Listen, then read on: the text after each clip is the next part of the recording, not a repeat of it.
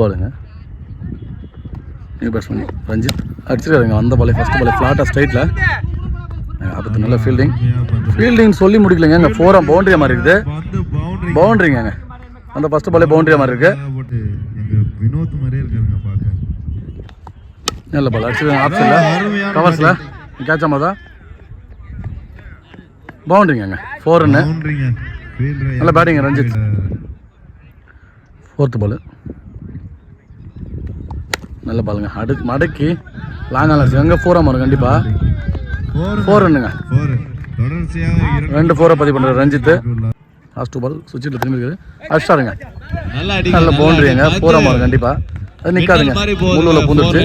நல்ல பேட்டிங் ரஞ்சித் 4 மாதிரி சுவிட்சில் திரும்பி